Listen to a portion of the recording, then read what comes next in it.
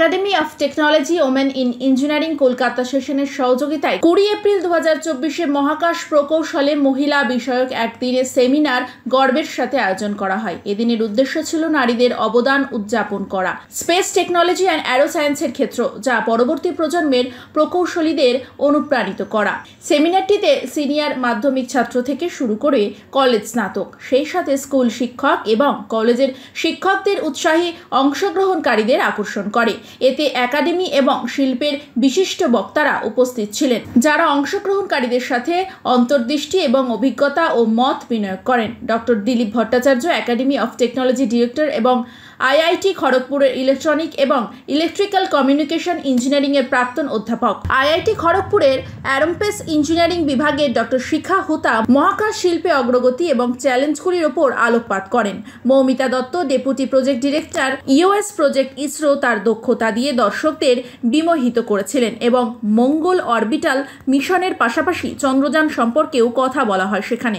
Academy of টেকনোলজির chairman trustee professor Anindita ব্যানার্জির দূরদর্শী নেতৃত্ব বিভিন্ন উদ্যোগের মাধ্যমে একাডেমির শ্রেষ্ঠত্ব বৃদ্ধির প্রতিশ্রুতি পূর্ণবত্ত করেন। প্রফেসর ব্যানার্জি STEM ক্ষেত্রে বৈচিত্র্য এবং অন্তর্ভুক্তি প্রচারে এই ধরনের সেমিনারে গুরুত্বের ওপর জোর দেন। 28 এবং 29 সেপ্টেম্বর 2024-এ কলেজের কম্পিউটার, যোগাযোগ নিয়ন্ত্রণ এবং তথ্য প্রযুক্তি বিষয়ক আসন্ন আন্তর্জাতিক সম্মেলনেরও ঘোষণা করা হয়। আমরা কলেজটা শুরুই করেছি আমাদের দেশের নিউ টেকনোলজিস, রিসার্চ এগুলোকে আরো বাড়ানোর স্বপ্ন নিয়ে। সেখানে এরোস্পেস ইঞ্জিনিয়ারিং, এটা it's a dream of many boys and girls. আমরা চাই মেয়েরা আরো বেশি এগিয়ে আসুক, ছেলেরা আসুক অফকোর্স, কিন্তু মেয়েরা এগিয়ে আসুক। মেয়েরা চাইলে সব কিছু পারে। এই জায়গাটা একটা নতুন জায়গা যেখানে আরো ইনোভেটিভ অনেক কিছু করার আছে। তো মেয়েরা যাতে এটা নিয়ে স্টাডি করে, রিসার্চ করে, এগিয়ে যায়, লিডারশিপে যায়, সেটাকে প্রমোট করতে চাইছি আমরা। ওর কাছ থেকে ভীষণ সহযোগিতা পাচ্ছি। এক তো ওখানকার সায়েন্টিস্টরা এসেছেন, অবশ্যই ওনারাও এটাকে প্রমোট করতে চান, যার জন্য এসেছেন। প্লাস স্টুডেন্টদের ফার্দার প্রজেক্ট, ওখানে ইন্টার্নশিপ, ট্রেনিং, এগুলো নিয়েও ইসরোর সাথে আমরা কথাবার্তা বলছি আমাদের স্টুডেন্টদের পাঠানোর ব্যবস্থা করার জন্য। চলছি, করেওছি অনেকটা, আমরা অনেকটাই সাকসেসফুল। আমাদের প্লেসমেন্ট ভীষণ ভালো হয়, আপনারা জানেন। আমাদের স্টুডেন্টরা প্রজেক্ট, তারপরে বিভিন্ন প্রোগ্রামে খুব ভালো রিসেন্টলি র্যাঙ্ক করেছে, বরাবরই করে।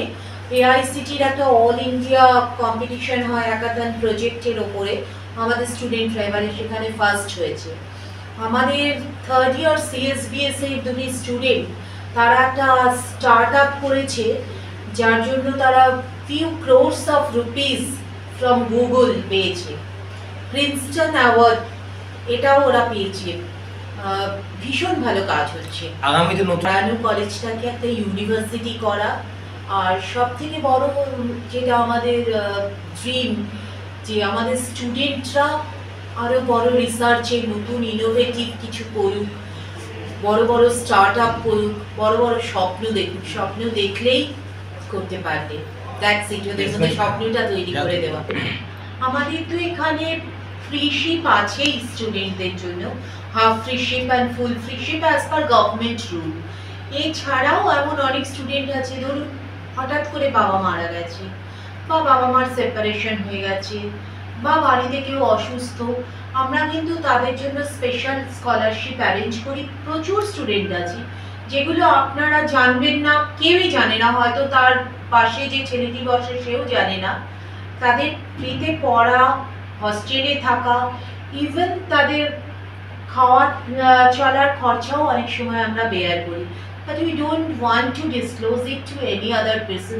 We want to respect the confidentiality and his personal problems.